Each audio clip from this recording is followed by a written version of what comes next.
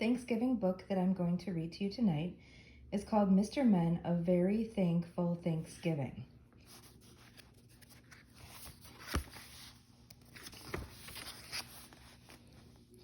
Mr. Happy looked out his window. The leaves had turned color and there was a chill in the air. It was finally Thanksgiving. Mr. Happy smiled, a great big happy Mr. Happy smile. Mr. Happy liked Thanksgiving. Suddenly, Mr. Happy frowned. There was so much to organize, there was so much to prepare, there was so much to do. But Mr. Happy had lots of friends to help. Mr. Busy went grocery shopping. Busy Mr. Busy. It was lucky he had Mr. Strong to help carry all the groceries home.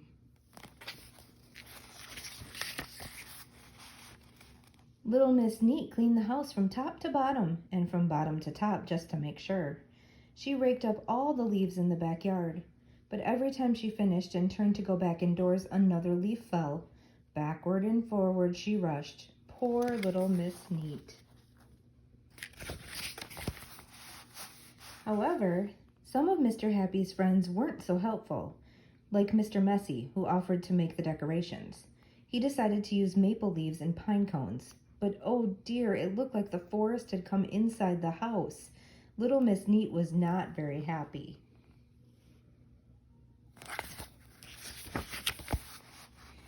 And Mr. Wrong went out to chop wood for the fireplace, but Mr. Wrong, being Mr. Wrong, picked the wrong tool. I don't think he's going to split very many logs with that, do you? He has a feather duster, it looks like. Before they started cooking the Thanksgiving dinner, everyone went to see the parade. There was music. Mr. Noisy was like a whole marching band in one. There were colorful floats. There were giant balloons. Mr. Topsy-Turvy's balloon was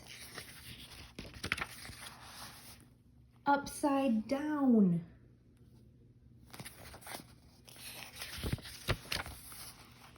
After the parade, everyone went back to Mr. Happy's to cook.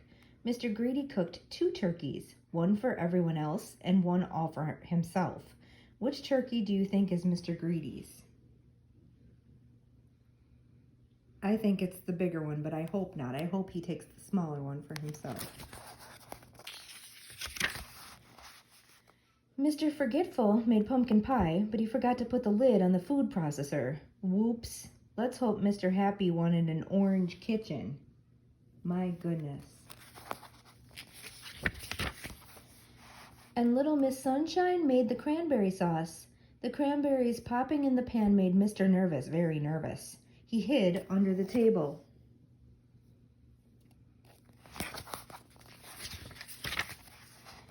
Finally, they all sat down to dinner. It was a splendid feast, although possibly not quite as splendid as Little Miss Splendid's hat.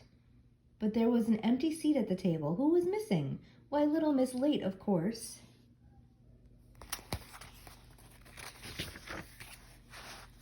And then everyone gave thanks. Mr. Greedy was thankful for so much food. Little Miss Lucky was thankful she was so lucky. And Mr. Chatterbox was thankful for many, many things. He went on and on and on. Enough, cried Mr. Rude rudely, and for once everyone was rather thankful he was at the table. Everyone ate far too much, even Mr. Skinny. He had 2 peas instead of his usual 1.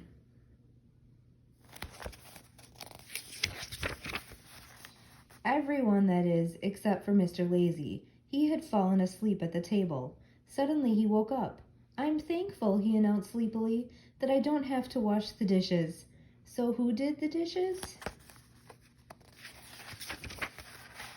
Little Miss Neat, of course, but everyone else did help out, which she was very thankful for.